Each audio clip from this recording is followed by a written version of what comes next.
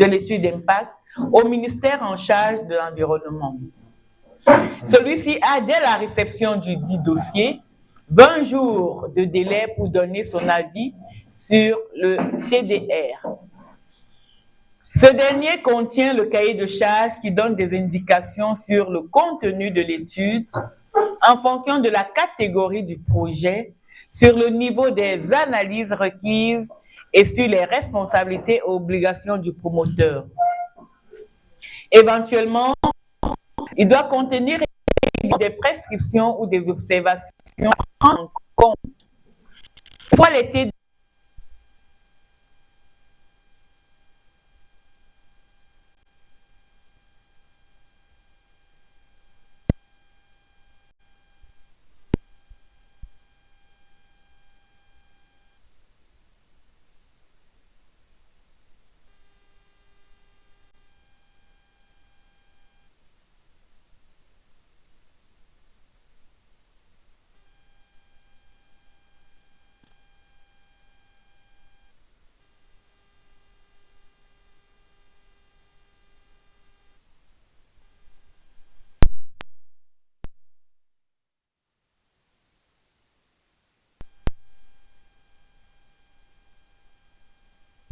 du dossier, le promoteur peut considérer le TDR de son projet comme recevable. Mais la recevabilité de l'étude d'impact.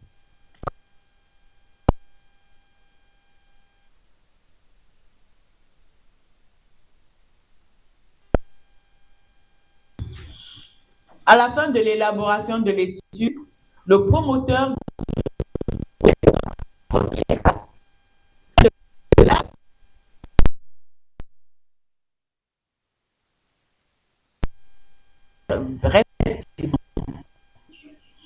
le rapport est accompagné d'un reçu de versement des frais d'examen du dossier. Petit 1, les avis sur la recevabilité de l'étude d'impact. Petit A, l'avis de l'équipe d'évaluation. Après la réception de l'étude d'impact, les deux administrations susmentionnées forment une équipe mixte qui est chargée d'une part de descendre sur le terrain pour vérifier qualitativement les informations qu'elle comporte et de recueillir les avis des populations et, d'autre part, établir un rapport d'évaluation qu'elle transmet au comité interministériel de l'environnement dans un délai minimum de 15 jours pour l'étude d'impact sommaire et 20 jours pour l'étude d'impact détaillée. Petit b, l'avis du ministre chargé de l'environnement. L'administration compétente transmet dans les mêmes délais que précédemment une copie de son avis au ministère en charge de l'environnement qui statue sur la recevabilité de l'étude d'impact et notifie au promoteur 20 jours, au plus tard, après la réception de l'avis précité, sa décision qui peut consister en 2 points. La réception en l'état de l'étude suivie de sa publication par voie de presse, de radio ou de télévision ou par tout autre moyen. L'autre décision, c'est la formulation des observations à effectuer par le promoteur pour rendre la dite étude recevable. Passé le délai de 20 jours et en cas de silence de l'administration, l'étude est réputée recevable. Petit 2, les effets de l'obtention de la recevabilité de l'étude d'impact. Petit a, les avis supplémentaires. Les avis issus des consultations et des audiences publiques. L'obtention de la recevabilité de l'étude d'impact détaillée, soit par notification, soit par expiration du délai accordé à l'administration chargée de l'environnement, ouvre la phase des consultations et des audiences publiques auxquelles doivent participer les populations concernées afin d'exprimer leur avis sur le projet. Mais par exception, les études d'impact des projets relevant de la défense et de la sécurité nationale échappent à cette phase. Les consultations publiques sont des réunions publiques organisées pendant la durée de l'étude dans les localités concernées par le projet, tandis que les audiences publiques visent à faire la publicité de l'étude d'impact, à enregistrer d'éventuelles oppositions et à donner la possibilité aux populations de se prononcer sur les conclusions de l'étude. Hier, quelqu'un me parlait de la procédure. Je pense que la personne... D'accord. L'avis du CIE. L'administration chargée de l'environnement transmet les dossiers des études déclarées recevables au comité interministériel de l'environnement. Celui-ci dispose de 20 jours après leur réception pour donner son avis sur l'étude d'impact. Passé ce délai, l'étude d'impact est réputée, l'avis est réputé favorable. La décision également finale du ministre en charge de l'administration de l'environnement. Le ministre chargé de l'environnement doit prendre une décision sur l'étude dans les 20 jours suivant l'avis. Si sa décision est favorable, le ministre délivre au promoteur du projet un certificat de conformité environnementale de l'étude. Si sa décision est conditionnelle, le ministre signifie au promoteur des mesures qu'il devra adopter pour rendre son étude conforme afin d'obtenir le certificat de conformité. Si la décision est défavorable, le ministre interdit au promoteur de mettre son projet en œuvre. Le certificat de conformité environnementale devient caduc au bout de 3 ans si dans ce délai, le projet qui en bénéficie n'est pas mis en œuvre. Paragraphe 3. Vous aurez des questions quand j'aurai avancé. D'accord? Je vois des fronts se froisser, mais vous me laissez avancer. Après, je vais m'arrêter et vous pouvez demander et reprendre vos questions, quoi. D'accord? Mais permettez que je cours. Paragraphe 3. Les effets juridiques de l'étude d'impact. Un projet dont la réalisation est soumise à une étude d'impact ne peut être mise en œuvre avant que cette étude ne soit approuvée par le ministre chargé de l'environnement. Toute étude d'impact qui ne se conforme pas aux prescriptions du cahier de charges est nulle et de nul effet. La méconnaissance de l'étude d'impact ou le non-respect partiel ou total de la procédure d'étude d'impact emporte la mise en œuvre des procédures d'urgence appropriées requises par l'administration compétente ou, en cas de besoin, par l'administration chargée de l'environnement et permettant de suspendre l'exécution des travaux envisagés ou déjà entamés. La violation des dispositions législatives et réglementaires relatives à l'étude d'impact peut entraîner des sanctions pénales dont la nature et la sévérité témoignent de la valeur qu'accorde le législateur à la dite étude. En effet, au terme au Cameroun de l'article 79 de la loi cadre, est puni d'une amende de 2 à 5 millions de francs CFA et d'une peine d'emprisonnement de 6 mois à 2 ans, ou l'une de ces deux peines seulement, toute personne qui a réalisé sans étude d'impact un projet nécessitant une étude d'impact.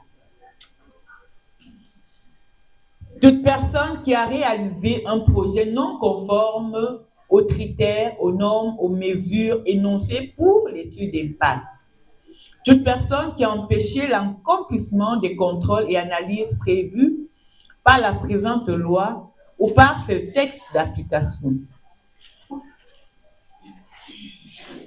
En matière de ressources en eau, la loi portant régime de l'eau se montre plus sévère car elle punit d'un emprisonnement de 2 à 5 ans et d'une amende de 5 millions à 10 millions ou de l'une de ces deux peines seulement, toute personne qui réalise un prélèvement des eaux de surface ou des eaux souterraines non conformes aux critères, normes et mesures énoncées par l'étude d'impact.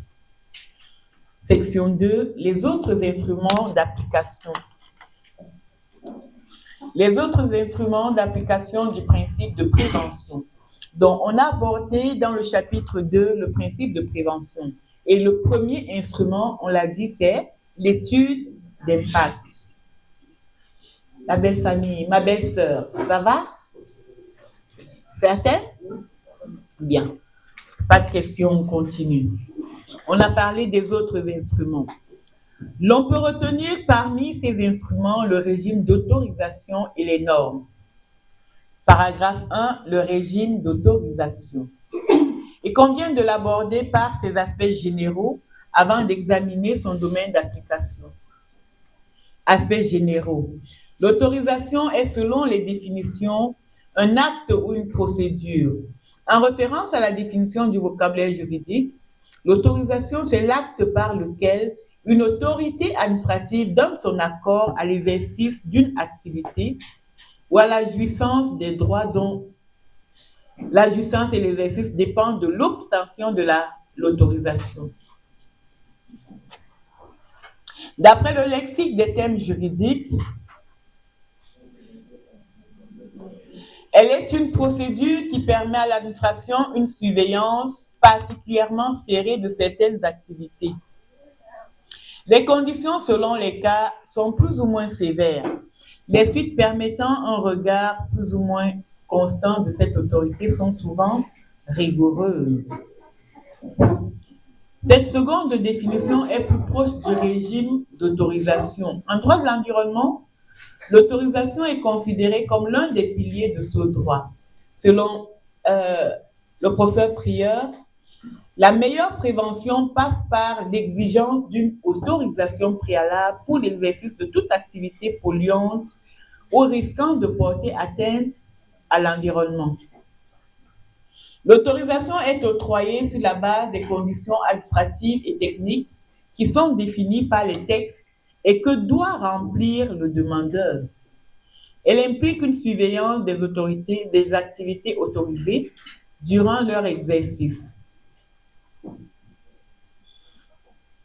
afin de vérifier si elles respectent ou non les dites conditions. L'autorisation, elle les encadre souvent dans les limites qui permettent de prévenir l'excès de nuisance, de pollution ou d'atteinte à l'environnement. En général, l'autorisation n'a pas pour objectif d'éliminer totalement tout risque de dommage environnemental, mais de faire en sorte qu'il soit maîtrisable et que les pollutions ou autres atteintes soient d'une ampleur ou d'une gravité qui n'excède pas la capacité d'absorption ou d'auto-régénération de l'environnement. De ce point de vue, le régime d'autorisation préalable contribue à concilier les libertés d'industrie et de commerce et la protection de l'environnement. Toutefois, il y a des cas où aucune autorisation administrative préalable n'est possible, non pas parce que l'exercice des activités concernées soit libre, mais parce qu'il est totalement interdit. Ces activités ne relèvent pas du régime de l'autorisation, mais de celui de l'interdiction. Il arrive parfois que les deux régimes soient associés, le régime de l'interdiction étant le principe et le régime de l'autorisation étant l'exception. Par l'approche extrême de l'interdiction, les pouvoirs publics entendent, par exemple, protéger une composante spécifique de l'environnement, telle que l'eau, ou prohiber des produits particulièrement nocifs pour l'environnement et la santé humaine. Grand B, le domaine d'application de l'autorisation. Bienvenue, délégué. Vous avez retrouvé, tournez encore la page. Je pense que oui. Très bien. Grand B, le domaine d'application de l'autorisation.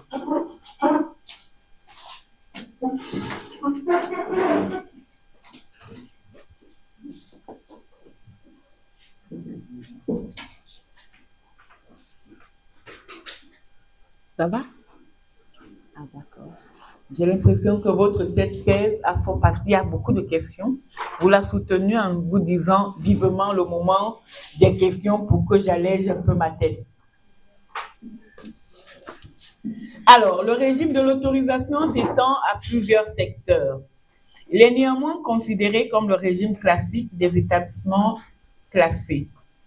Les établissements classés petit 1, ce sont précisément les usines, les ateliers, les dépôts, les chantiers, les carrières et de manière générale, les installations industrielles, artisanales ou commerciales qui peuvent présenter soit des dangers pour la santé, la salubrité publique, l'agriculture, la nature et l'environnement en général, soit des inconvénients pour la commodité du voisinage. Ils sont soit publics, soit privés. Ils se repartissent en deux classes sur la base des critères de dangerosité ou de nocivité. Les établissements de première classe sont des établissements dont l'implantation et l'exploitation doivent être préalablement autorisées par le ministre chargé des établissements classés. L'autorisation donnée à la suite des avis des autres administrations concernées est conditionnée à la prise des mesures destinées à prévenir les dangers ou les inconvénients susmentionnés. Les conditions peuvent être liées à l'implantation des établissements en dehors des zones d'habitation ou à leur éloignement des captages de cours d'eau, de la mer, des immeubles occupés par des tiers. Le responsable d'un établissement de première classe doit réaliser une étude de danger avant son ouverture. Les demandes d'autorisation d'exploitation de ce type d'établissement sont soumises à une enquête publique ouverte par le ministre chargé des établissements classés. Afin de protéger la santé, la salubrité, l'agriculture, l'environnement, la commodité du voisinage, le ministre chargé des établissements classés délimite autour de ces établissements un périmètre de sécurité à l'intérieur duquel sont interdites les habitations et toute activité incompatible avec le fonctionnement des dits établissements. Les établissements de deuxième classe sont des établissements qui ne présentent pas de danger ni d'inconvénients importants contre lesquels ils sont néanmoins soumis à des prescriptions générales qui visent à assurer la protection des intérêts menacés. Le responsable d'un établissement de deuxième classe adresse avant son ouverture une déclaration écrite au ministre chargé des établissements classés qui statue après avis des autres administrations concernées.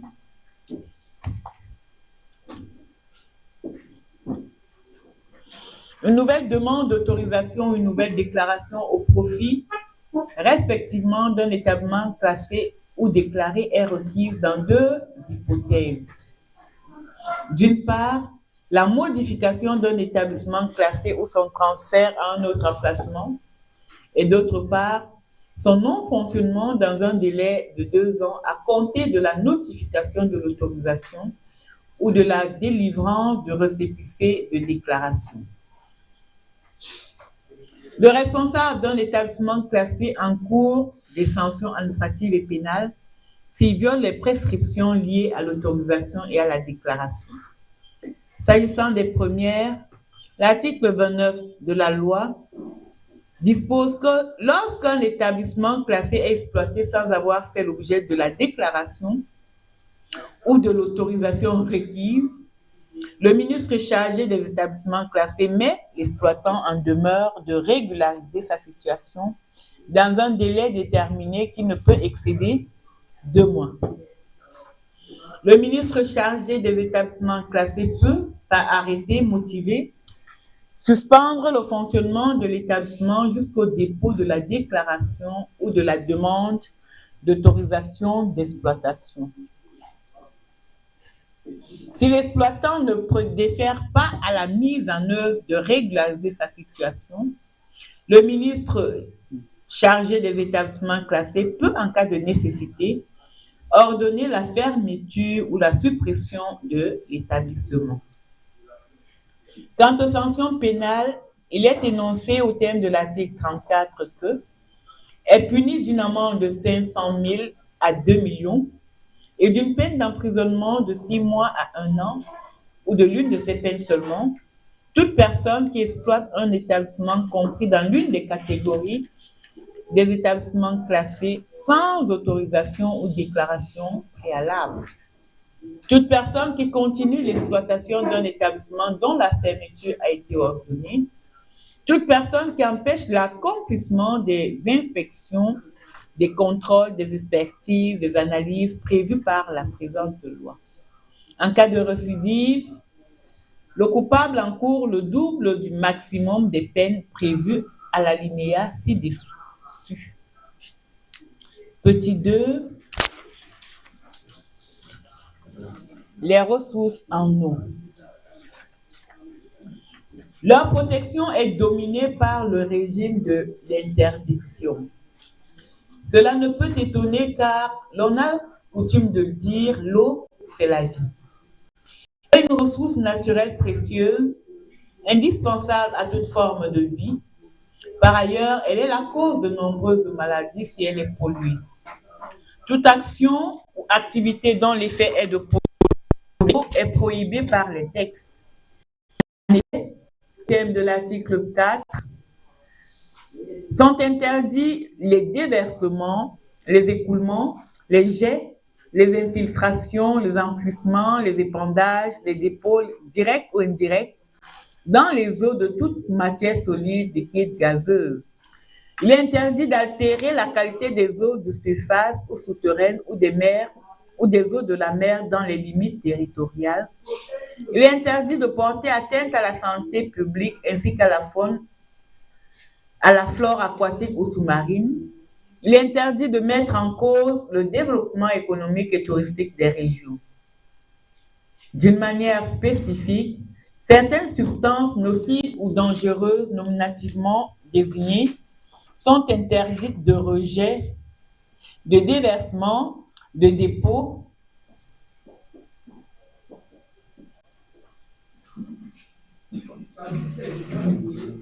il fallait bien que je marque le coup de votre retour. Hein? Il fallait que toute la salle sache que je suis consciente que vous êtes revenu en salle. Bon retour. J'espère que vous étiez dans votre pays et que vous n'étiez pas séquestré par une Camerounaise quelque part. Délégué, vous êtes rassuré que votre camarade n'était pas séquestré par une Camerounaise quelque part? C'était le cas? Mais c'est dangereux. Non, on l'a cherché dans... Vous l'avez cherché en vain? On le cherche, on l'appelle de Oh, gloire à Dieu, on l'a libéré. On l'a libéré le dernier jour de mon cours. Oh là là, que le Seigneur soit glorifié.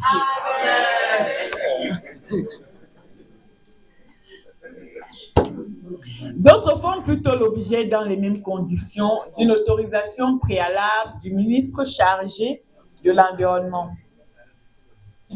L'interdiction des déversements et autres visés par l'article 4, complété par le décret précisant les modalités, n'est pas absolue. Ils sont en effet tolérés s'ils ne portent pas atteinte aux intérêts concernés. Ils sont soumis à l'autorisation préalable du ministre chargé de l'eau, après avis des autres administrations concernées. L'autorisation ministérielle fixe d'une part les conditions générales et sectorielles auxquelles doivent satisfaire ces prélèvements, rejets, infiltrations, etc., afin que soit maintenu l'équilibre des écosystèmes et, d'autre part, les conditions particulières que doit respecter le bénéficiaire de l'autorisation pour que soit conservée la qualité de rejet ou du milieu récepteur. Elle ne peut durer plus de 5 ans. Sans être du même type que les actions précédentes, tout dépôt de matière polluante à un endroit pouvant être entraîné par un phénomène naturel ou technologique dans les eaux de surface ou souterraines dans les égouts publics ou dans les voies artificielles d'écoulement des eaux est subordonnée à l'autorisation préalable du ministre chargé des eaux. Pendant que je parle des eaux, je me rappelle d'une discussion, parce que c'était un débat entre vos camarades hier qui parlaient d'enterrement. Et il y a le délégué qui disait, mais si on doit préserver la qualité des eaux, pourquoi les gens enterrent des corps? C'est ça? Pourquoi il y a des tombes à côté des puits? Est-ce que vous pensez que l'État viendra vérifier tout ça? Parfois, il y a un puits et c'est la famille qui vient mettre son corps à côté. Peut-être parce que la famille n'est pas consciente du danger, des risques qu'elle-même elle encourt en mettant des corps, en creusant des tombes aux abords des puits. Ils ne sont pas conscients de ça. Vous voyez? Donc parfois, c'est mon peuple périt faute de connaissances. C'est ça qui s'applique à eux, quoi. Vous voyez? Et l'État ne peut pas toujours être là pour enterrer ton mort. Tu ne vas pas aller demander à l'État la permission de venir enterrer le mort. Donc, il ne peut pas toujours être partout pour vérifier que, bon, le corps, là, il a été enterré il y a quelle distance entre le puits et il y a quelle distance. Maintenant, de plus en plus, quand même, vous verrez que ceux qui construisent leur maison essayent de prendre en compte ce genre de choses.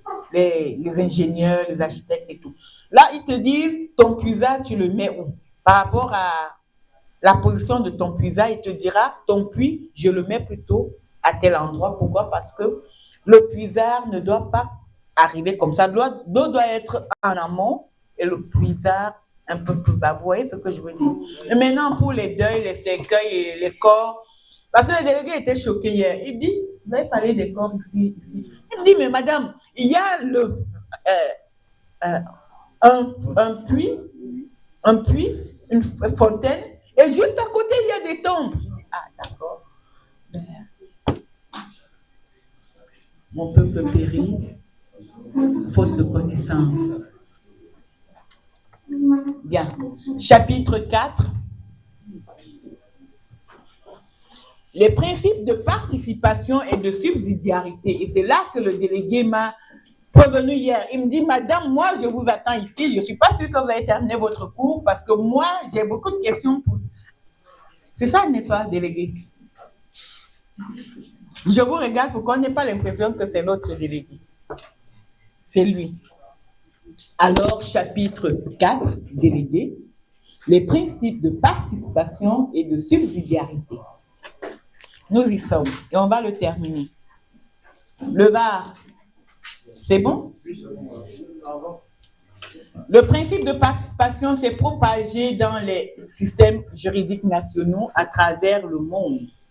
Depuis l'adoption de la déclaration de Rio, l'on ne peut s'empêcher de lier la concentration de ce principe à la participation inédite et massive des acteurs sociaux à la conférence des Nations Unies sur l'environnement et le développement qui s'est tenue au Brésil en 1992. La protection de l'environnement est une obligation de l'État, certes, mais elle est également, comme le reconnaissent un certain nombre de textes, un devoir des particuliers. Chacun a un intérêt à la sauvegarde et à la défense de l'environnement quand celui-ci conditionne son existence et son mode de vie. Nul n'est mieux placé que les citoyens pour exprimer les préoccupations et les besoins qu'ils éprouvent quotidiennement et qui ont souvent un lien direct ou indirect avec l'environnement.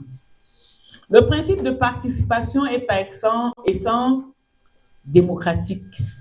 La participation favorise la protection de l'environnement et accroît son efficacité. Catégorique, le principe 10 de la déclaration de Rio proclame que la meilleure façon de traiter les questions d'environnement est d'assurer la participation de tous les citoyens concernés au niveau qui convient.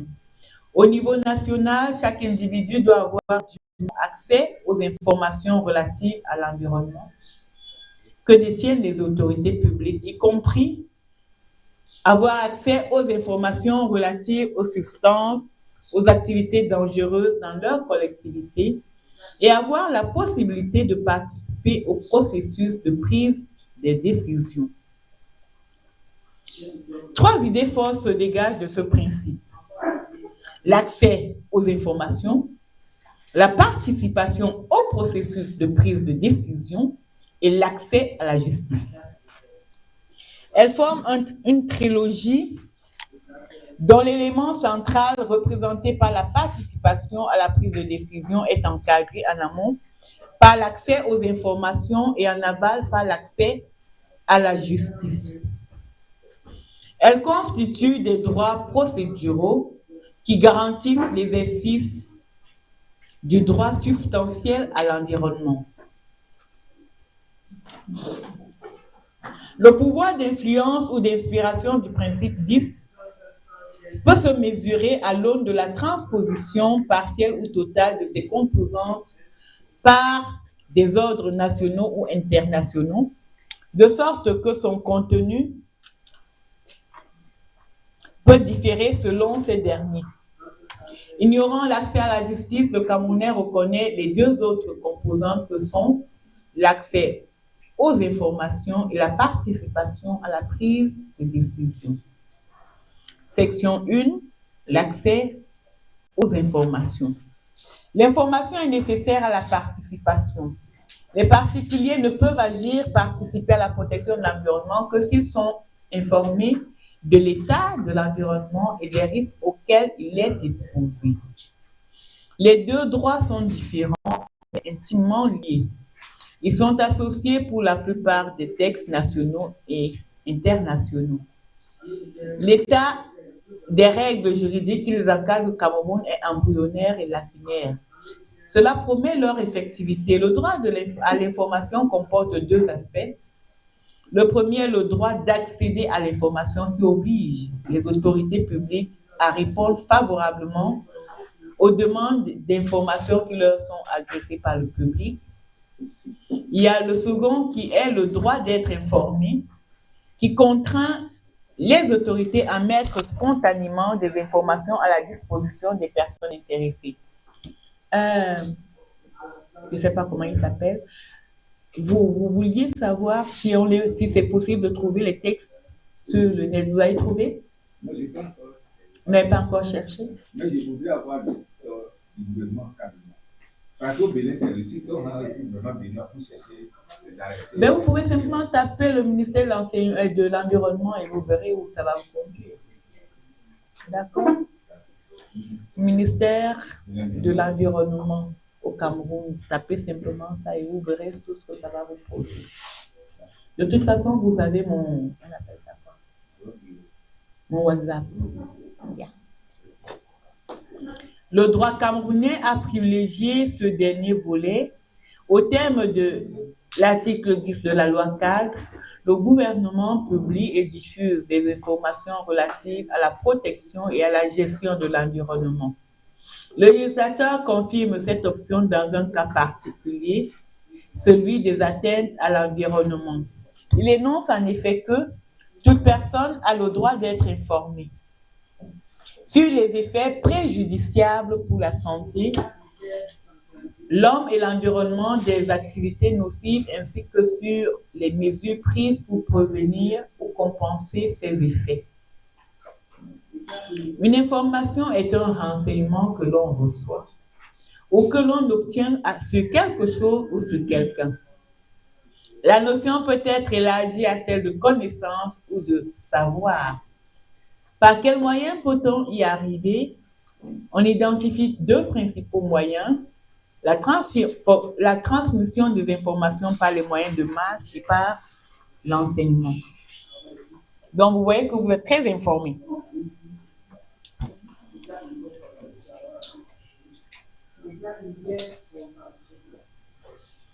Je me rapproche déjà de mon but. Délégué, est-ce que je dois s'ouvrir le dernier jour? Est-ce que je dois s'ouvrir le dernier jour? Depuis quand à cette heure-ci, je n'ai pas d'eau? C'est comme si le délégué veut me punir de quelque chose dont je ne suis pas consciente. Délégué, qu'est-ce que j'ai fait pour mériter la maltraitance ce matin?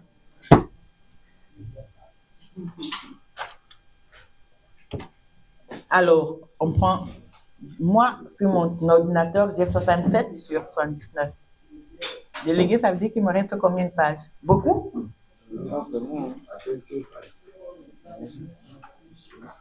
D'accord, ça veut dire que je peux m'arrêter, respirer et vous laisser poser des questions. Si vous n'en posez pas, moi, je vais vous en poser. Hein. Ah non. Non, le temps de souffler. Alors, le débat d'hier s'est bien terminé. C'était chaud, hein. Ah. Le débat d'hier s'est bien terminé. Le déserteur, vous étiez où? Il a mis la pause. Moi, c'est là. Le déserteur, vous étiez séquestré dans quelle partie du Cameroun? Ah, vous étiez séquestré à Yaoundé. Oh, je vois pourquoi les délégués ne pouvaient pas vous secourir parce qu'ils sont à Soa, les gens de Yaoundé, et vous allez laisser faire ça. Alors qu'on a des gros bras ici, là. C'est vrai que les gros bras ne peuvent rien face aux Camerounaises. Vous savez de quoi je parle, hein? Merci, délégué. Ils ont fait... Non, mais c'est la belle famille. Non, c'est la belle famille. C'est comme ça, il n'a qu'à supporter. Hein? Il va manger comment? Mais quand l'argent finit, la belle famille maintenant prend le relais et s'occupe du beau. Hein? C'est ça, n'est-ce pas? Après, la belle famille prend le relais et s'occupe du beau des beaux. Comment? On a fait quoi? Il le laissait au boulot comme il n'importe quoi. Il vous a laissé? Non, la belle famille. La belle famille? Mais non, la belle famille ne laisse pas les gens au boulot. Sauf si tu es un mauvais beau. Quand tu es un mauvais beau, on te le rend très bien. Hein? Si vous êtes un mauvais beau, la belle famille ne peut pas bien vous gérer. Voilà. Moi, je ne fais pas des Oui. Il y a une fille, je passais, j'ai vu une fille, je voulais la saluer. Donc, en m'approchant, elle disait à sa camarade qu'ils ont donné sa grande soeur de 10 millions. Okay. Moi, je suis parti derrière le dos.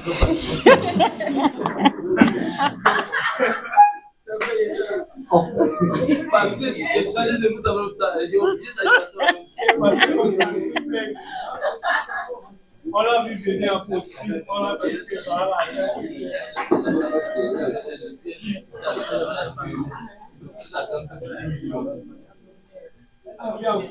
Il a dit quoi? Elle a dit quoi? On va lui donner la grande soeur de 10 millions. Combien de doter sa soeur à 10 millions? Parler de ça, elle expliquait ça à sa camarade, elle était heureuse comme ça. Vous avez un diplomate. Elle a dit que si c'était sa camarade et le mari de sa camarade, de sa soeur, n'avait peut-être pas même la carrure là.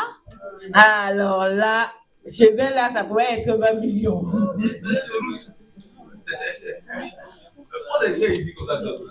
Non, ça dépend des ethnies. Je vous ai dit, il y a combien de tribus au Cameroun? Si on a 200 langues au Cameroun, il y a beaucoup de tribus. Il y a des tribus où tu as l'impression que on vend la fille, les autres ont 5 millions, d'autres un peu plus. Et c'est une dot, hein, parce qu'il y a deux parties.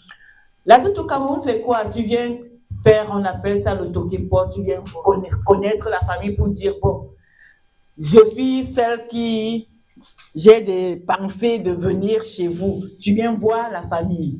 Tu viens pas les mains vides. Là, c'est la première visite à la famille, si je peux appeler ça comme ça. Les Camerounais, là, vous m'arrêtez si je me trompe, hein? La première visite, tu viens avec des bras chargés, des whisky, des ci, des ça. Maintenant, quand tu viens, tu leur dis que tu aimerais revenir. Là, c'est la première partie de la dot. Tu reviens, nous, on appelle ça chez nous la bouteille. Tu viens donner une bouteille qui a 4 côtés. Avec les médailles, c'est tellement... Et là, tu as une liste pour ça. Quand tu finis cette deuxième partie, on te donne maintenant la grande liste de la dot. C'est là où il y a les porcs, et les chèvres, et les. Là, elle peut te coûter des millions. Donc, c'est pourquoi je dis, c'est suivant les familles. Maintenant, il y a d'autres ethnies où les dots ne sont pas chères, elles sont symboliques. Mais d'autres, On vous dit les ports long châssis. Je suis enregistrée là?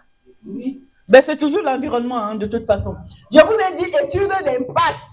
Yeah, n'est-ce pas? Quand vous faites votre étude d'impact, sachez que dans telle ethnie, là, on demande des longs ports, longs châssis. On va vous demander même 10 ports longs châssis. Longs châssis, c'est les ports qui ne peuvent même pas se lever. Ils sont longs comme ça.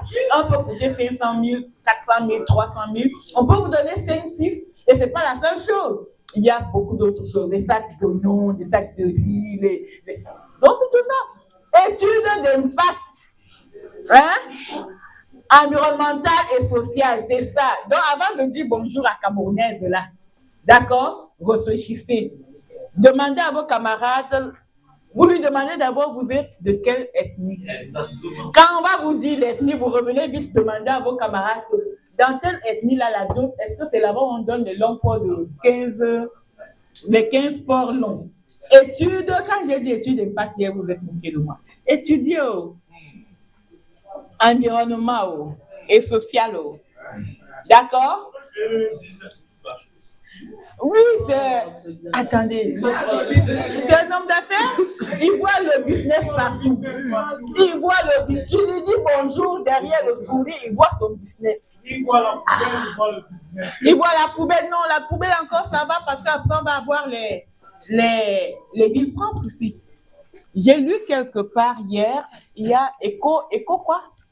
Où maintenant, on va acheter les déchets. Mais il faut trier. J'espère qu'on aura la force de faire le tri. On achète, j'ai lu ça hier. Donc, pour qu'on achète ceci, tu dois avoir un sac où il n'y a que du plastique comme ça. Un autre sac où il y a des trucs de manioc, de macabo, de ceci. Il y a un autre sac où il y a des papiers. Un autre sac, c'est ça le tri. Et c'est ça, comme ça qu'ils achètent. Si tu prends le papier, tu mélanges avec les trucs de macabo et des bouteilles, on ne va pas acheter. J'espère que seulement le fait qu'il y aura l'argent derrière, ça va un peu sensibiliser les Camerounais, nous amener à faire un peu plus d'efforts. Donc, vous voyez qu'il peut y avoir quand même certaines initiatives comme ça, mais qui va suivre? Parce que c'est vraiment... Qui va suivre? Bien, on peut avancer? Pourquoi vous dites vite, oui, madame, comme ça? Délégué! Madame, j'ai une question. J'aimerais savoir, toujours dans le principe 10 de la déclaration de Rio, qui met en lumière 3 principes, à savoir l'accès à l'information, aux informations, la participation à la prise de décision et l'accès à la justice. C'est vrai que ce n'est pas obligatoire, mais pourquoi est-ce que le droit camerounais le reconnaît que c'est plus composant? Parce que parfois, vous savez, l'accès à la justice, je l'ai dit hier, il faut avoir l'intérêt et la qualité. Parfois, rassembler les éléments pour prouver son intérêt et sa qualité ne sont pas toujours évidents. Mais on peut, d'accord? On ne met pas l'accent parce que quelquefois, quand certains se disent mieux vaut rester tranquille et laisser Dieu gérer que de se lancer dans des procès. Vous comprenez? Mieux vaut laisser la nature se faire souffrir que de se lancer dans des procès. Pourquoi? Parce que le procès va... D'abord, tu n'as pas d'argent à la base. D'accord? Tu n'as pas d'argent à la base et le procès va prendre des années. Maintenant, imaginez-vous face à une... Je vais dire quoi? À une multinationale. Ce ne sera pas évident. Votre procès peut faire 10 ans. Et beaucoup n'ont pas ce courage-là de tenir pour faire face aux grandes structures. J'ai vu des gens perdre leurs enfants pour négligence, mais ils n'ont jamais rien fait contre les hôpitaux. J'ai un ami, collègue, il est doyen maintenant à Garoua. Il n'était même pas encore docteur. Il a poursuivi l'université de Ngaoundéré. Est-ce qu'il était bien docteur? Pourquoi? Parce qu'on le recrute comme à terre. Arrivé à Ngaoundéré, on dit tu es à terre. Mais on le paye comme un moniteur. Et c'est le même moniteur qu'on envoie faire des cours à Ngaoundéré, dans des annexes et tout ça là. Un jour, il se lève, il s'assoit, il porte, rédige une plainte, il poursuit l'université de Ngaoundéré. Il me dit, Diane, ça là, je vais les poursuivre. Et là, après des années, il a eu gain de cause. Il me dit, tu sais, mon procès là, j'ai eu gain de cause. On m'a payé, ça m'a permis d'acheter mon terrain, de construire ma maison à Maroua. Lui, il dit que, mais tu m'as dit qu'il y avait procès, mais quand il y a eu l'argent, tu ne m'as pas dit. Quand tu as fini ton argent, c'est là que tu me dis. Donc, pour dire, il faut être courageux pour. C'est pourquoi, bon, peut-être l'aspect justice, accès à la justice, c'est peut-être pas bien réglementé, ficelé dans les textes. C'est pourquoi de temps en temps, c'est qu'on peut saisir la justice. D'accord? Mais dans quelles conditions, à quel moment, qui saisir, qui peut saisir? Donc, peut-être il y a des lacunes, des vides juridiques par rapport à ça. C'est pourquoi on dit que le Cameroun ne met pas l'accent dans la justice.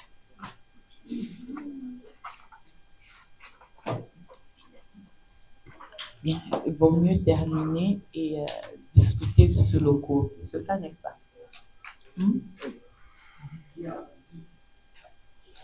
Paragraphe 1. La transmission des informations par les médias de masse.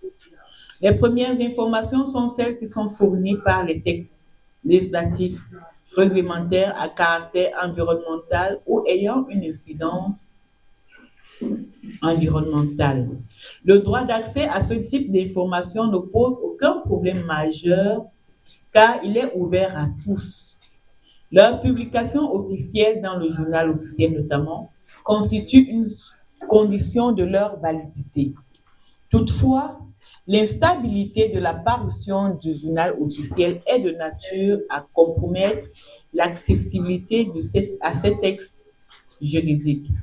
Cette défaillance est particulièrement compensée par la publication de certaines informations juridiques dans les organes de presse écrite ou radio-télévisée. L'avènement d'Internet a démultiplié les capacités de diffusion d'informations. Le réseau électronique a l'avantage de contenir et de proposer, sans limitation d'espace géographique, des volumes immenses d'informations sous forme de fichiers téléchargeables. En outre, il est moins coûteux aussi bien pour les diffuseurs que pour les utilisateurs. Les autorités publiques l'ont adopté. À l'instar d'autres institutions, notamment les départements ministériels, le ministère chargé de l'Environnement a créé un site Internet qui contient des informations de divers ordres. Mais le potentiel de communication et de diffusion qu'offre l'outil Internet est sous-exploité. Étonnamment, certains ministères ne sont pas dotés d'un site. Celui du ministère de l'Environnement et de la Protection de la Nature et de l'Environnement durable ne fonctionne pas de manière permanente. Par ailleurs, quand il est fonctionnel, sa mise à jour n'est pas toujours assurée et son contenu est incomplet. Par ailleurs, des textes ou d'autres documents sur l'environnement sont découverts sur d'autres sites, souvent après de longues et fastidieuses recherches. Donc, vous voyez ce qui vous attendra. Le programme national de sensibilisation d'éducation à l'environnement, adopté en 2014, n'est pas encore, jusqu'à preuve contraire, consultable sur le réseau électronique. La loi cadre relative à la gestion de l'environnement prévoit qu'un rapport biannuel sur l'environnement au Cameroun soit rédigé, publié et largement diffusé. Mais l'on n'en trouve aucune trace sur le réseau Internet.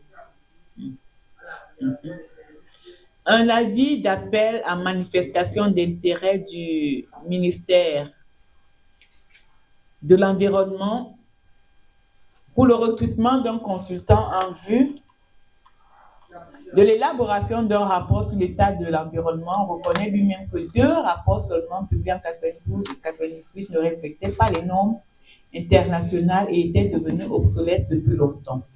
Le ministère reconnaît lui-même des insuffisances en matière de publication et de diffusion des textes juridiques environnementaux. Pour une meilleure information du public, les pouvoirs publics pourraient créer un site exclusivement dédié à la publication des textes législatifs et réglementaires, regroupés par thème, dont celui de l'environnement.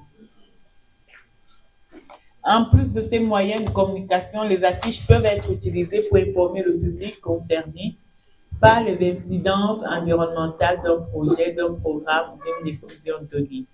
Ils peuvent également servir à la sensibilisation de la population à des questions ou des enjeux environnementaux. Sur le plan institutionnel, la sous-direction de la sensibilisation du ministère de l'Environnement est chargée. Bien, je ne vais pas dire tout ça. Je pense que ce principe s'applique également dans dans les États dans tous vos États, n'est-ce pas?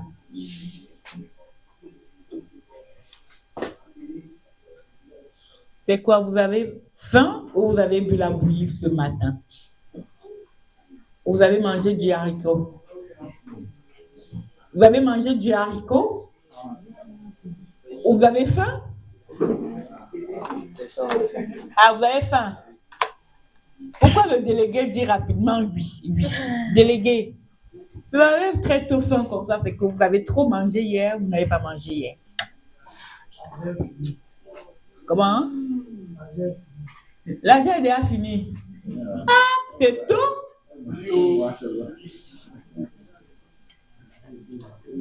Mais c'est très tôt. Un délégué, si l'argent est déjà fini, c'est chaud. Ah, pendant que vous allez jeûner alors là, affamé, là, priez pour moi. Oh. Tout ce que vous voulez pour moi là, vous priez seulement. Quand vous ne mangez pas là, dites-vous que je jeûne en même temps, vous priez pour moi. Si vous ne voulez pas prier pour vous-même, vous priez pour moi en même temps. Vous voyez non? Vous ne dites pas non, vous qui ne voulez pas manger là sous prétexte que l'argent est fini. Il ne faut pas gaspiller ce moment de ne pas manger. Ça va nous aider. C'est ça qu'on a. Regardez quelqu'un, donc pour vous aussi l'argent est fini. Le transport pour partir revenir là, madame, c'est pas facile. Vous marchez?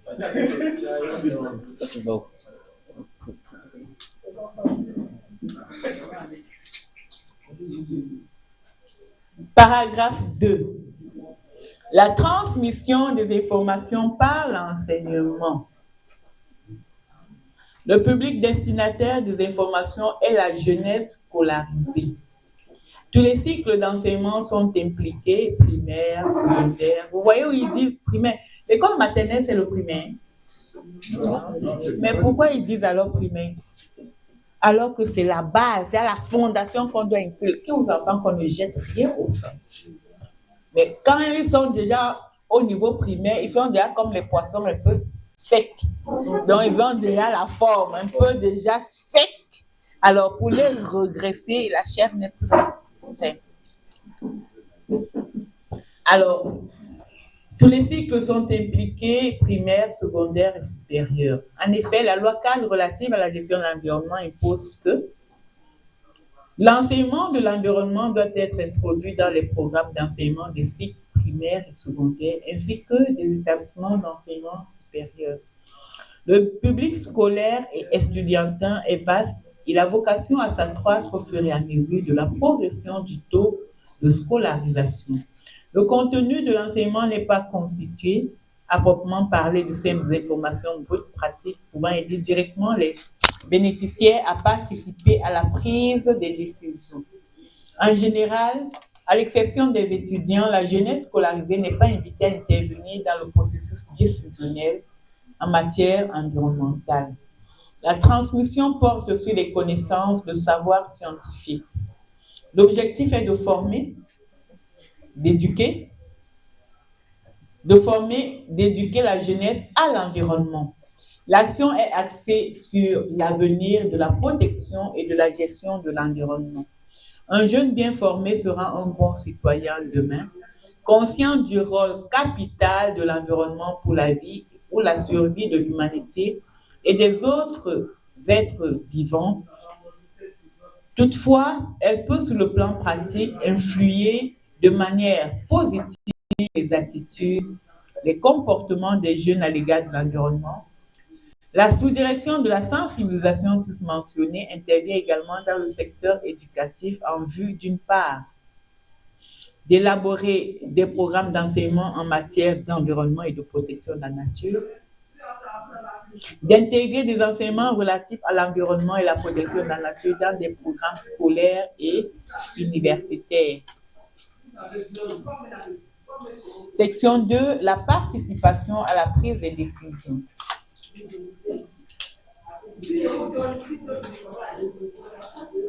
L'on a noté à l'introduction du présent chapitre que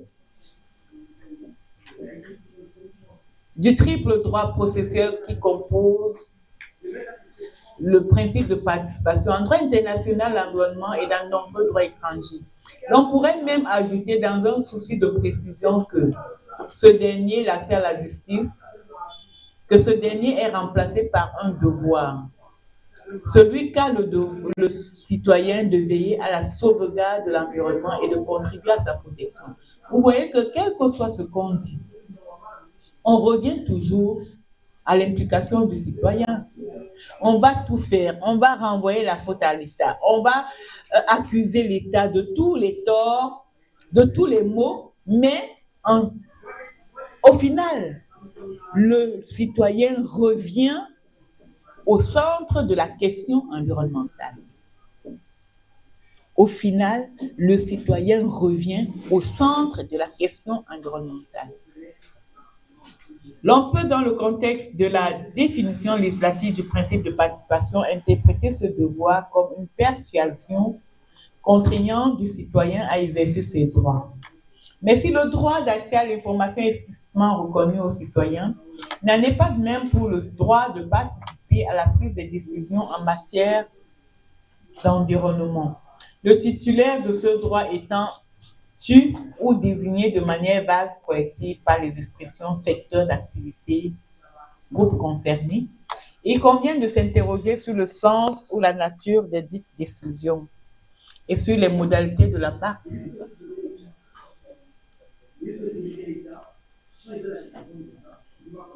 Paragraphe 1. Les décisions relatives à l'environnement, objet de la participation. Poser des questions.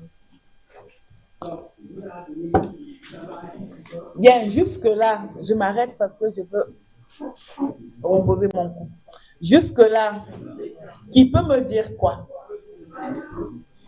Quel est le chapitre depuis qu'on a commencé? Qui a marqué, qui vous a marqué?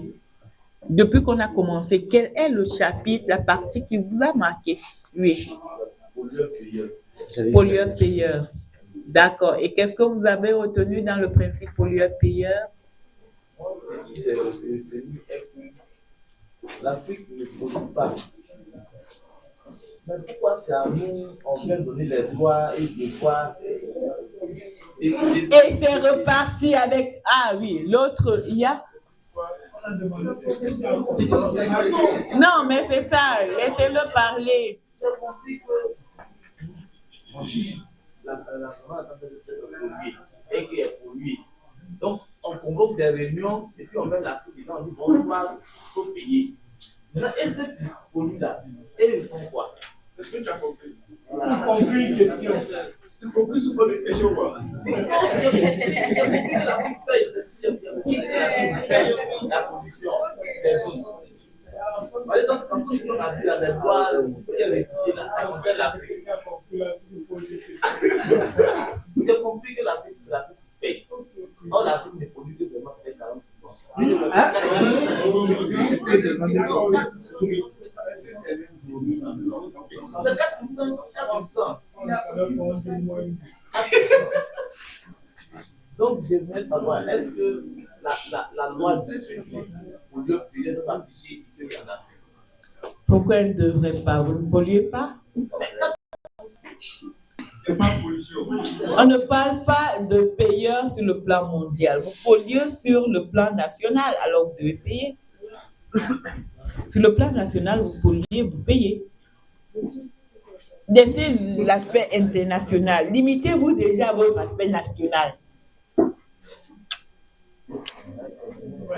Oui. Oui.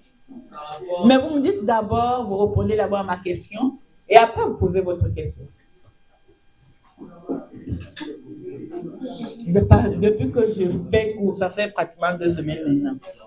Vous avez retenu quoi? Oui. Quel est le chapitre qui vous a marqué?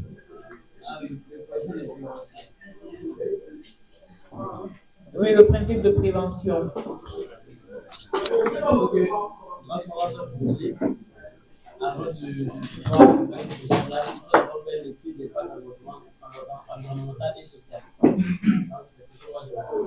D'accord, maintenant votre question. Alors, moi, j'aimerais savoir, c'est au niveau du problème payé. Moi, j'aimerais savoir quelles sont les sanctions, que ce soit civiles ou pénales, encourues par les méthodes de loi. Les sanctions peuvent être, comme vous avez dit, pénales, mais c'est chaque État et selon le délit ou le dommage, d'accord? Mais il y a des sanctions pénales qui sont encourues par les pollueurs qui ne payent pas, d'accord? Ou par des pollueurs des pollutions qui peuvent créer des dommages, comme par exemple si il y a un pollueur et vous tombez malade, vous avez la preuve que c'est cette pollution qui vous a rendu malade. Vous allez saisir, vous avez l'intérêt et vous avez la qualité. Vous voyez? Vous allez saisir le juge contre la personne. Maintenant, ça dépend de ce que vous demandez. Si vous demandez des réparations sur le plan civil, il y aura des indemnisations. Maintenant, si c'est l'aspect pénal qui est mis en œuvre ou mis en avant, il sera puni sur le plan pénal. Et c'est ce que dit également le Code de l'environnement. Parce que le Code de l'environnement renvoie toujours au Code pénal par rapport aux délits environnementaux. Comprenez? Donc là, de manière comme ça, là, tout go, je ne peux pas vous dire que voilà ce que telle ou telle personne encourt. Parce que la dégradation ou la pollution varie selon les cas. Et les sanctions également varieront selon les cas. Alors, dernière question. Concernant la protection de l'environnement, Oui. quel est l'objectif de la protection de l'environnement? L'objectif de la protection de l'environnement, c'est limiter les dégradations faites par l'homme qui seront à la longue néfastes pour la survie ou pour la vie de l'homme également. C'est pourquoi je dis on protège l'environnement pas pour l'environnement lui-même, mais pour l'homme. Oui. Ah, le déserteur. Déserteur, mettez-vous debout parce qu'au moins je vais me rattraper tout le temps où mes yeux ne vous ont pas vu.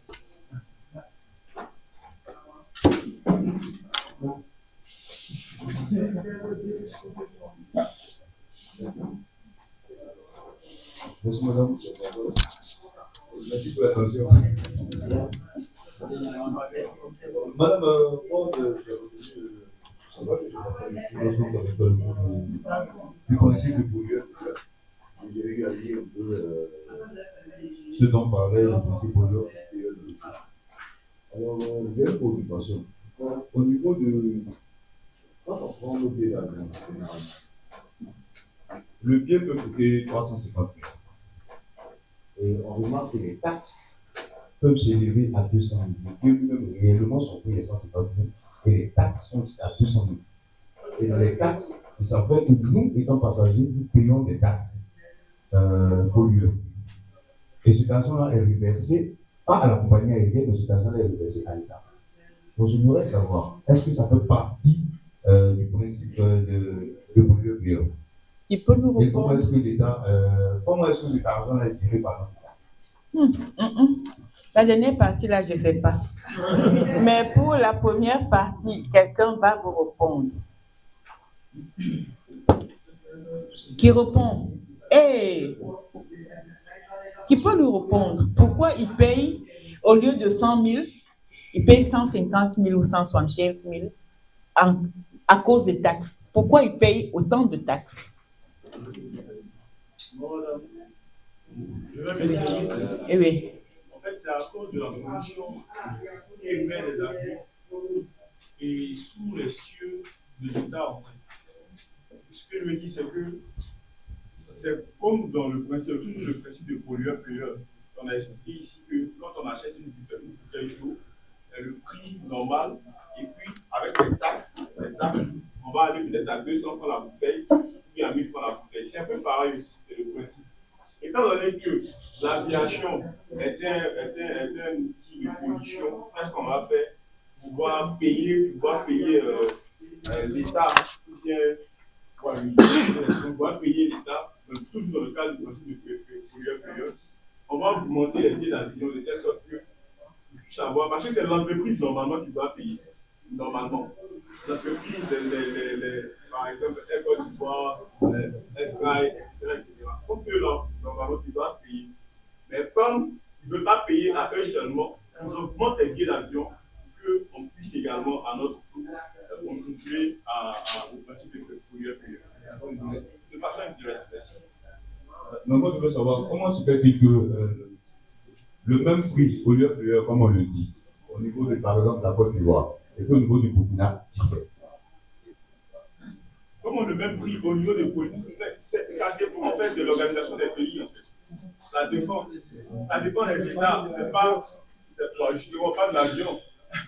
Ça dépend des États. Tu vas me dire pourquoi un billet d'avion, par exemple, coûte plus cher quand on est aux États-Unis par rapport à si on est. Ça dépend de l'économie aussi du pays et tout ça. Donc c'est une organisation propre aux États. Un État peut décider de payer une taxe à 2000 francs. Par contre, un autre État peut décider de faire une taxe, la même taxe, il peut décider de la faire à 1000 francs. C'est propre aux États, ça n'a rien à voir avec. Voilà. C'est moi qui ne comprends pas le principe pollueur-payeur. Parce que normalement, le principe pollueur-payeur, c'est par rapport aux émissions. Est-ce que les émissions là vont changer étant en France et ces émissions là vont changer étant en Afrique? C'est pratiquement la même compagnie, c'est pratiquement comment on appelle ça? La même quantité de carburant qui est dépensée. Oui, on doit toujours essayer. Allez-y. Oui, mais en fait, le truc ici, c'est quoi? C'est pas que. C'est pas par rapport à l'émission. C'est-à-dire que tu émets quelque chose dans mon État, dans mon pays. C'est moi qui dis que je dois payer en fait. Tu comprends? C'est pas parce que tu émets une même quantité ici et ailleurs que ça va dire. Là, ça dit que de là et de là-bas, on va payer en fonction en fait de l'émission. C'est moi qui impose ce que tu dois me payer parce que tu viens émettre la pollution dans mon pays. Donc, je t'ai dit 200 000 francs, je me paye 200 000 francs. Même si tu as mis un cube de pollution. Est-ce que ce que tu imposes, en fait, c'est ça que tu payes? Donc, c'est l'État qui reçoit qui fixe. L'État qui quoi? C'est l'État qui reçoit qui fixe. C'est l'État qui reçoit et impose. Il n'y a pas de normes, normalement, de normes de calcul concernant le principe de pollueur-payeur. Il n'y a pas de normes universelles pour cela. Il n'y a pas vraiment de normes. C'est par rapport à ma vision générale que je vais exprimer. Maintenant, madame pourra moi, c'est ce que je pense. Allez-y. Moi, je pense que c'est sur la base toujours des conditions. Seulement, on a des règlements qui s'appliquent d'un pays à un autre. Je pense que quelque part dans le cours, on a vu que madame a bien dit qu'en tant que juriste, on ne peut pas se concentrer sur ce qui est mathématique, sur ce qui est calcul. Certainement, je pense bien qu'il y avait des experts dans le domaine environnemental. Effectivement, il y a certainement des scientifiques qui sont là. S'il y a des variables mathématiques qui peuvent s'imposer, effectivement, avoir des taux ou bien une réglementation mathématique sur ce sujet. Pour qu'il y ait, quand on vote des taxes, on fixe le prix. Je pense pas qu'il y a toujours des variables mathématiques. Si on arrive à un niveau où. Mais ça dépend du pays. Ça dépend de tout. Je voulais ainsi que dans les normes conventionnelles, je crois qu'il y a une forme d'intervalle en termes de taxation. Je ne maîtrise pas trop, mais il y a vu quelque part, il y a une forme de taxation. Comment je vais dire ça? Il y a un barème en fait, en fonction de. Bon, il ne faut pas y aller des choses. Je sais qu'il y a vu ça quelque part, mais je n'ai pas trop de soucis en ça.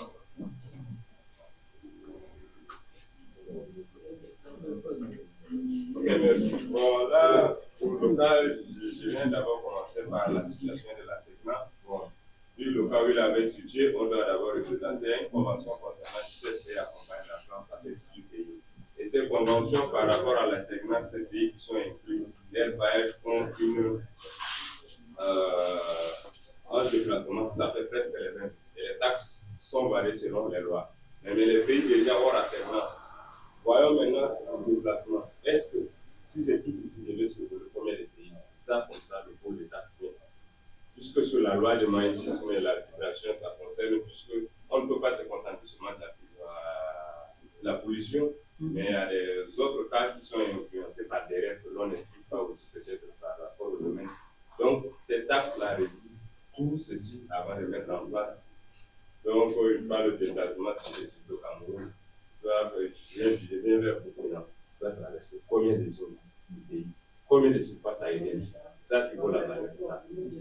Si je quitte le Cameroun, pour un pays trop proche, peut-être le Congo, je n'ai pas un grand taxe, puisque je traverse une seule ligne. Mais disons que si je quitte le Cameroun maintenant, pour pouvoir voir une taxe, ça serait facile.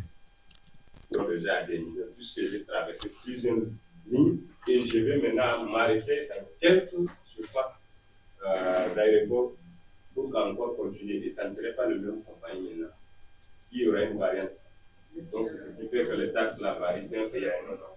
Et des fois, je ne sais pas, il y a des pays qui appartiennent à la SECNA là, qui ont une différence par rapport à ces pays qui n'appartiennent pas. Tu appartiens à la SECNA, venir en France, le taxe serait différent de celui qui n'a pas, puisque nous avons signé une convention de taxes directes et assez spécifiques.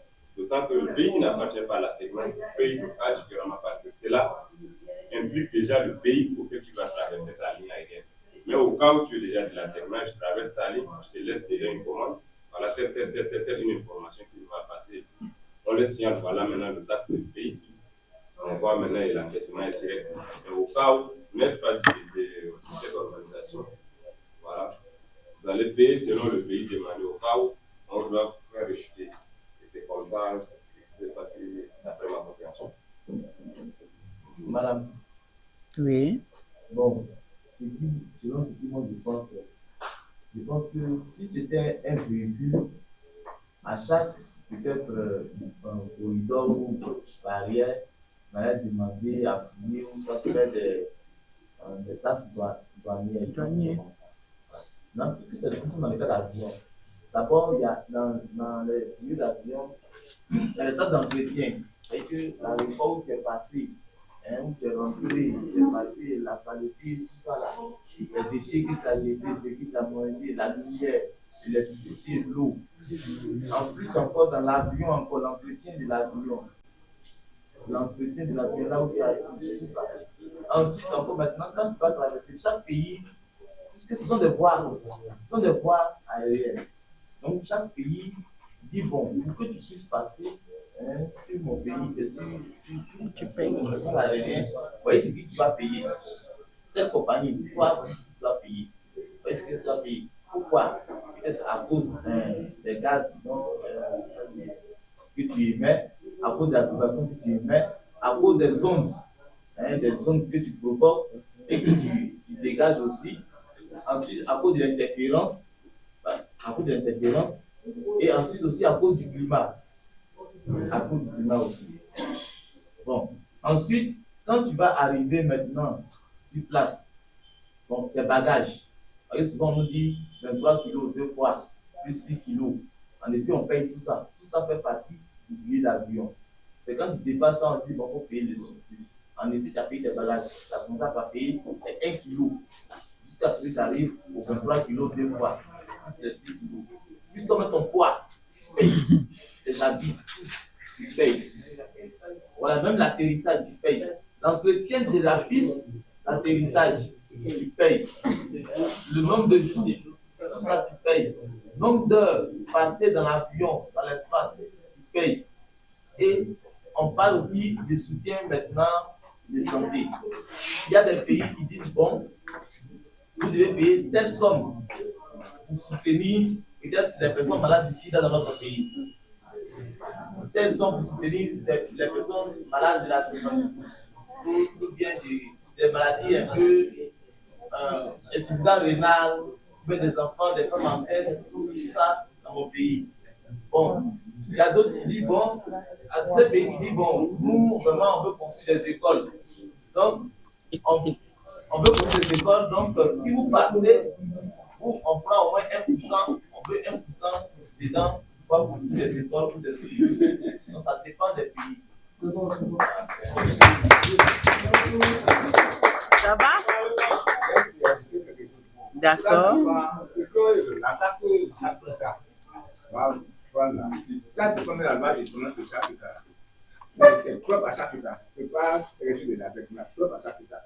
Si on voit maintenant, fin décembre 2025, les pays de la CEDEAO, c'est-à-dire de la Chine, ils sont venus à Abuja, au Nigeria, pour harmoniser les positions pour la réduction des taxes, pour que les billets d'avion soient moins chers, pour que les citoyens se déplacent de pays à un autre dans la zone de l'Union européenne.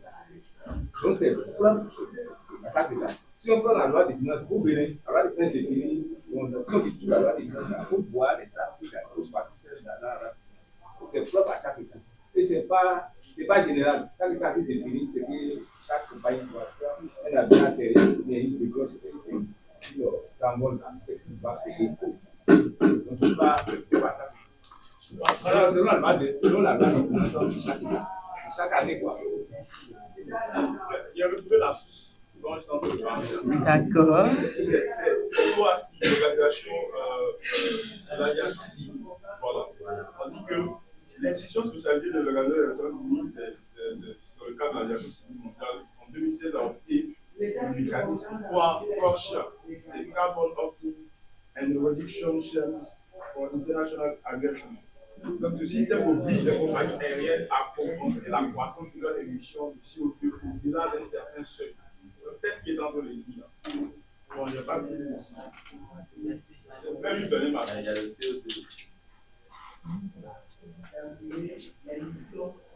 Ça va, vous êtes satisfait? Madame, je suis satisfait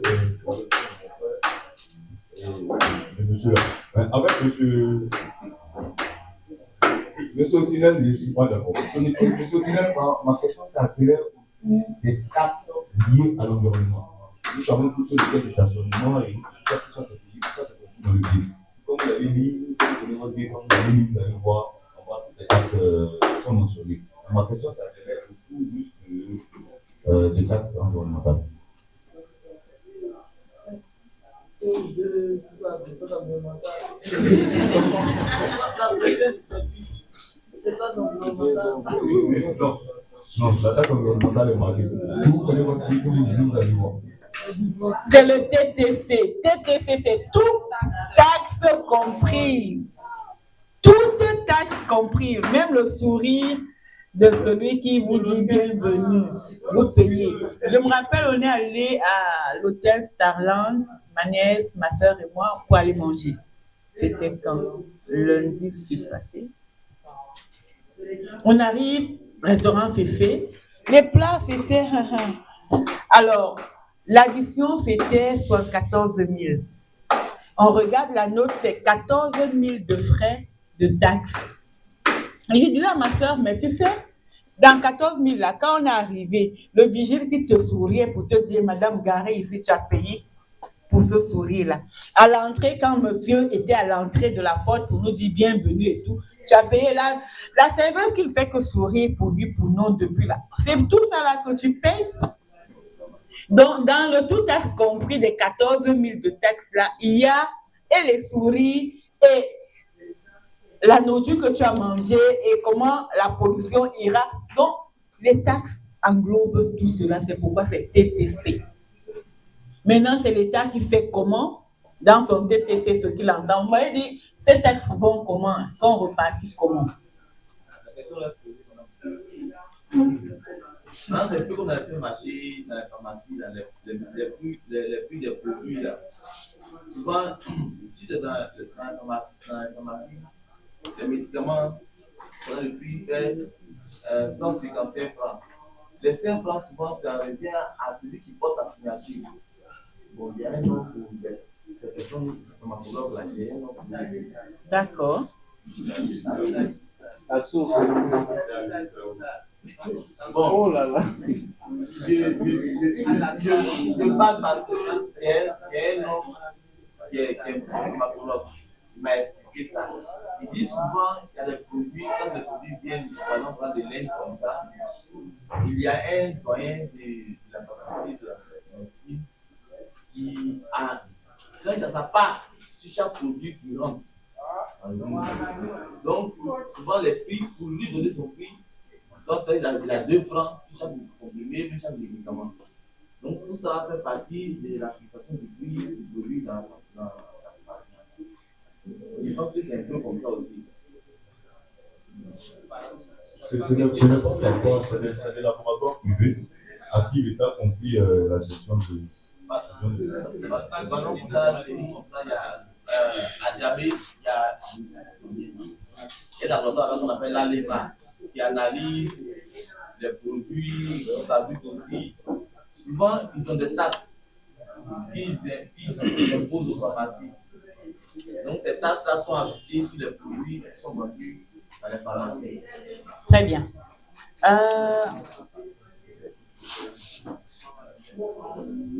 Ma pause est dans 3 minutes. Comment? Il y a ma dernière question par rapport à la gestion des fonds. Les taxes environnementales. Oui, mais l'autre enseignant va attendre. Il va attendre mes photos. Mais il va attendre. Oui, je finis normalement mon cours. Il paraît que les délégués ne sont pas trop fans de 15 minutes de pause. Ils vous donneront peut-être 1 minute ou 5 minutes, c'est ça? Mais quand même, pour que moi-même je me repose. Il ne faut pas aspirer tout mon sang quand même le dernier jour. Non, c'est qu'ils sont soucieux de beaucoup de choses en fait. Ils disent qu'il y a une photo, ils disent il faut un temps pour la photo, il faut tenir compte de l'enseignant qui va venir après moi. Donc,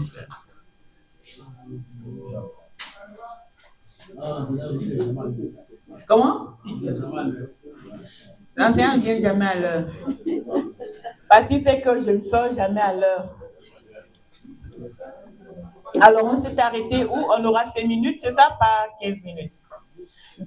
10? D'accord. Le VAR. D'accord, madame, je vais prendre les délégués de nos supérieurs hiérarchiques de la Convention nationale. Allez, c'est nous leur base.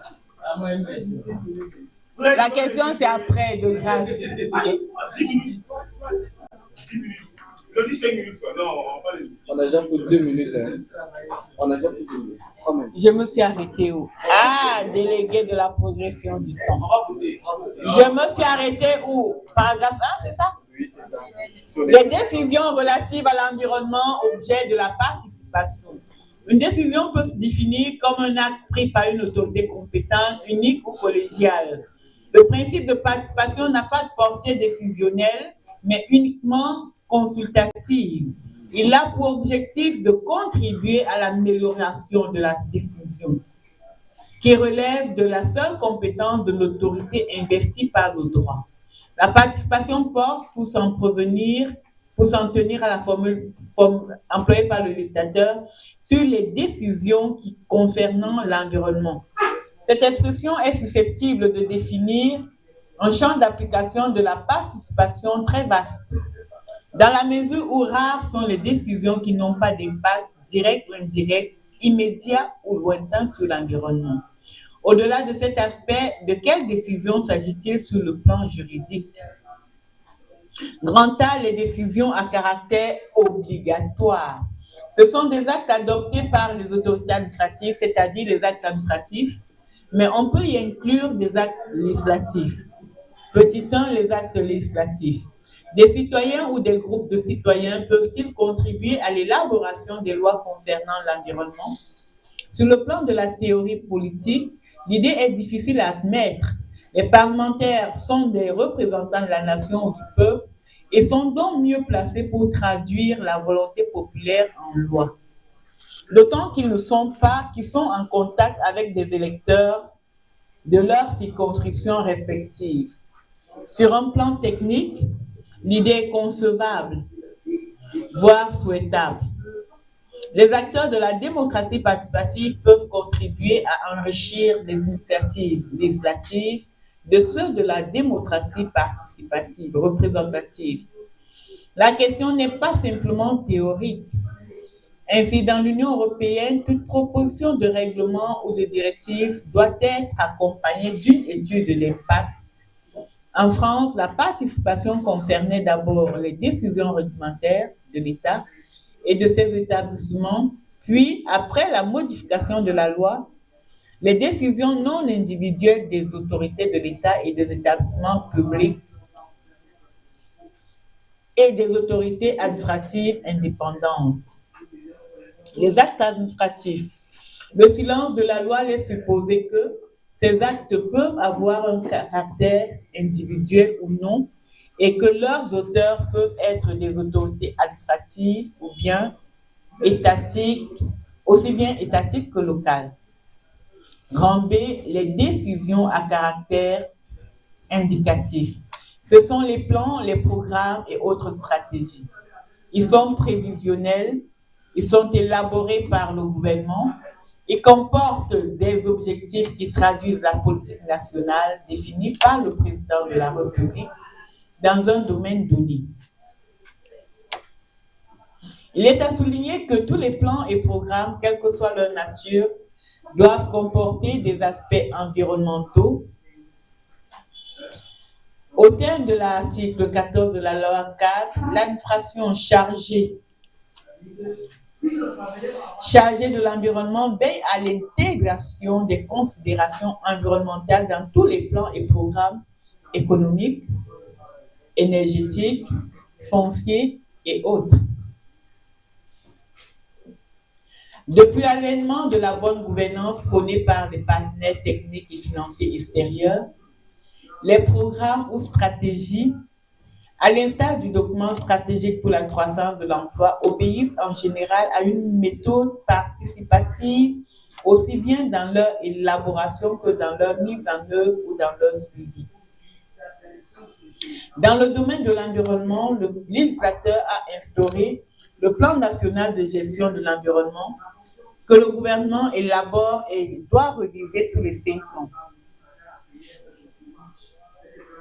Soutenu par une aide financière des organismes internationaux qui avaient vivement recommandé la mobilisation des populations, l'élaboration du plan national avait bénéficié d'une participation importante et diversifiée d'acteurs nationaux. Bien. Paragraphe 2. Les modalités de la participation au processus décisionnel. Elles sont prévues par la loi 4 et par le décret relatif à l'étude d'impact environnemental et social.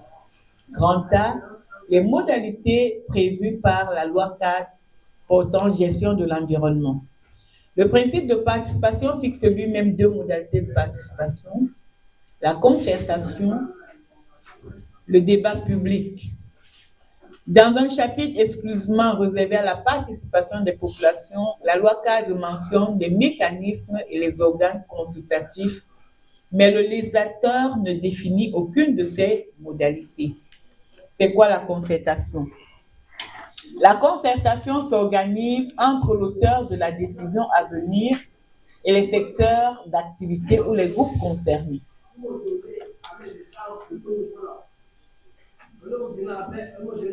Il apparaît à travers les différentes dispositions législatives que les participants sont circonscrits et bien identifiables.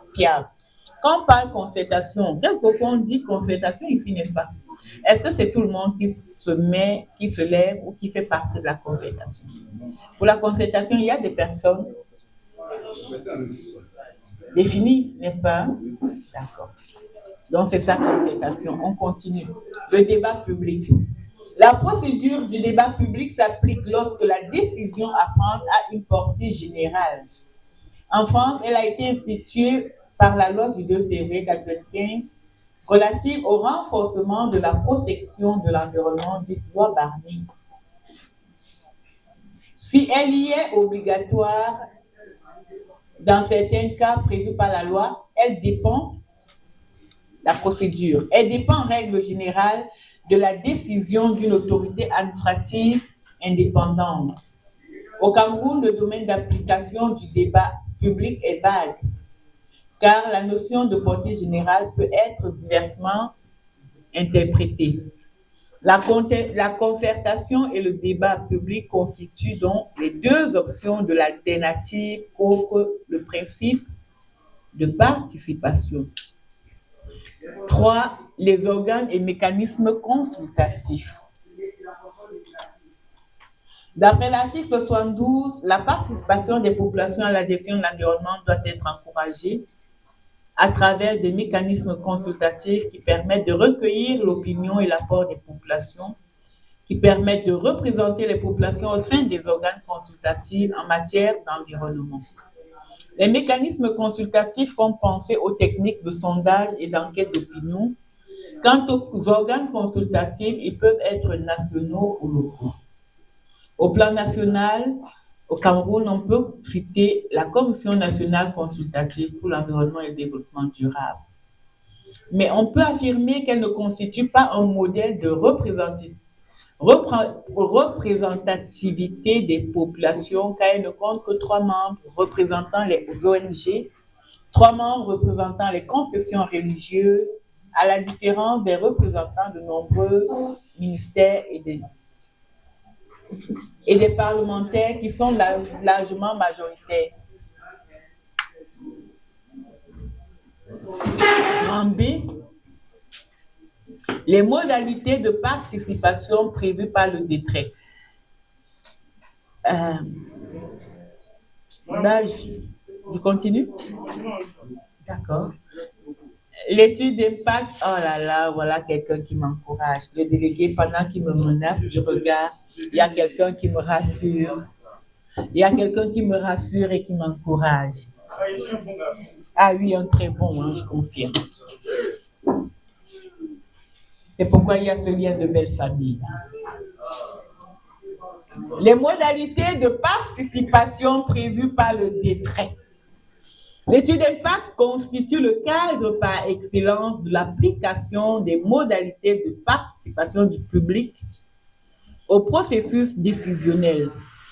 Obligatoire, elle possède un domaine d'application très étendu. Le décret du 14 février reconnaît 2 modalités qui doivent être suivies afin de recueillir les avis des populations sur le projet. On a la consultation et on a l'audience publique. La consultation publique, elle consiste en des réunions pendant la réalisation de l'étude d'impact dans les localités concernées par le projet. Alors, le promoteur doit faire parvenir aux représentants des populations concernées 30 jours au moins avant la date de la première réunion, un programme de consultation qui comporte les dates et lieux des réunions, qui comporte le mémoire descriptif et explicatif du projet, qui comporte les objectifs des concertations. Ce projet doit au préalable être approuvé par le ministère, par l'administration chargée de l'environnement. Titre 3, oui. Comment? Un 2? Vous avez mis des consultations publiques. L'audience publique. Oui, c'est ça, c'est pas grave, allons-y. Les audiences publiques, c'est quoi? On rassemble, le chef de la localité ou du village peut convoquer tout le village. D'accord? On parle du projet. Donc, vous-même, vous pouvez compléter cette partie du cours, vous savez? C'est ça, c'est ça. Sauf si vous voulez compléter au travers de quoi? De l'épreuve. Hein? On a déjà compris, madame, c'est bon, on n'est pas compris.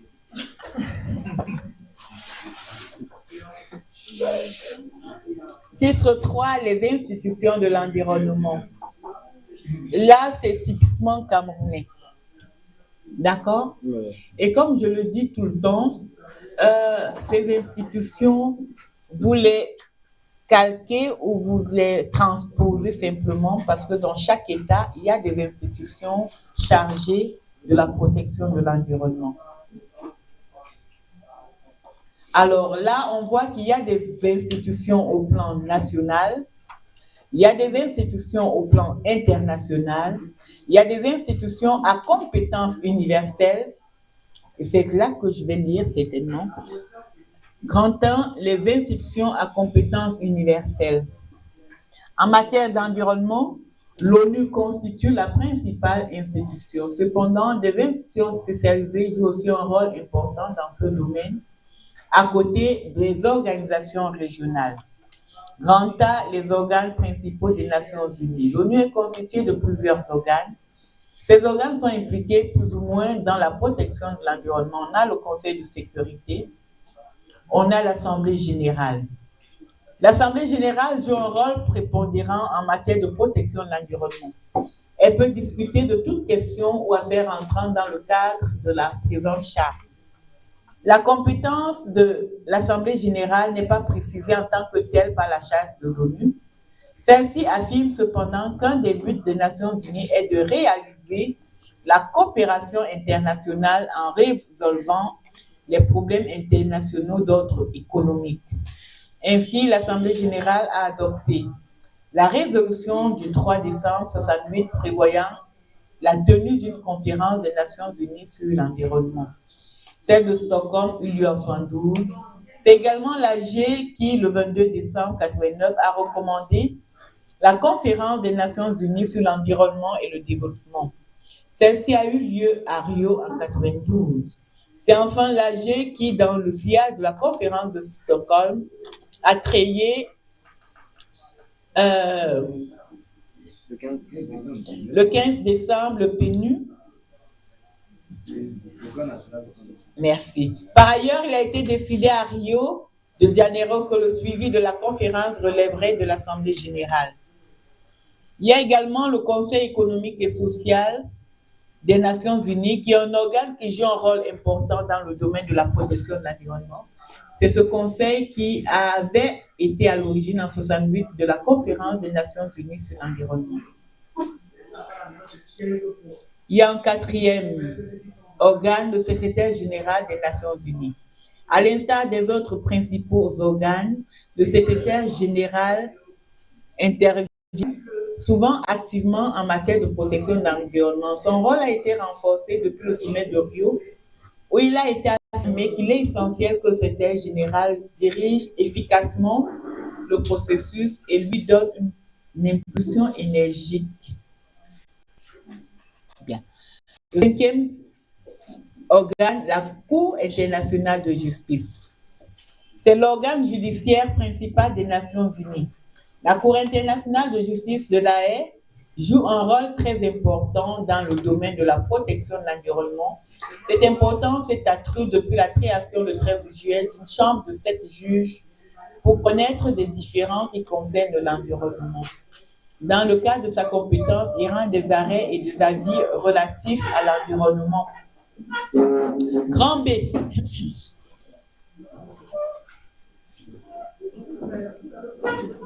Grand B, les organes subsidiaires. Le programme des Nations unies pour l'environnement est un organe subsidiaire de l'Assemblée générale.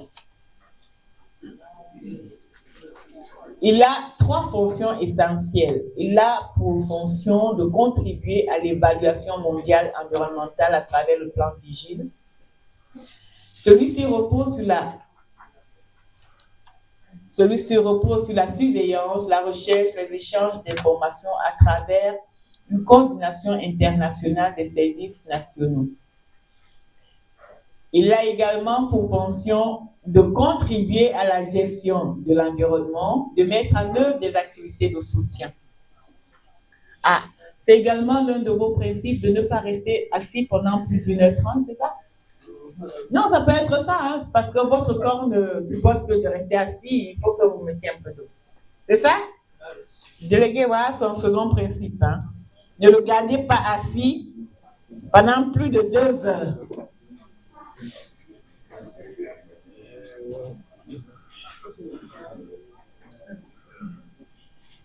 Il y a le fonds, on a parlé premièrement du programme des Nations unies pour l'environnement. Ensuite, c'est le Fonds pour l'environnement mondial. Après le Fonds pour l'environnement mondial, nous avons la Commission du développement durable. Nous sommes dans les organes universels, c'est ça? Bien. Maintenant, on a en grand C les organes spécialisés de l'ONU. Organisation météorologique mondiale, Organisation maritime internationale, Organisation mondiale de la santé, Organisation mondiale du commerce, Organisation internationale du travail, Organisation des Nations unies pour l'agriculture et l'alimentation, l'Agence internationale pour l'énergie atomique, l'Organisation des Nations pour l'éducation, la science et la culture. On a la Banque mondiale. Bla, bla, bla, bla, bla, bla, bla. Vous allez lire. Bien. Dans un principe, mon cours s'est achevé. On prend nos 10 minutes, d'accord? On prend 10 minutes, on revient, continuer avec quelques questions et des limitations des parties du cours pour les examens. Comment? La méthodologie? Non, de toute façon, il n'y a pas plein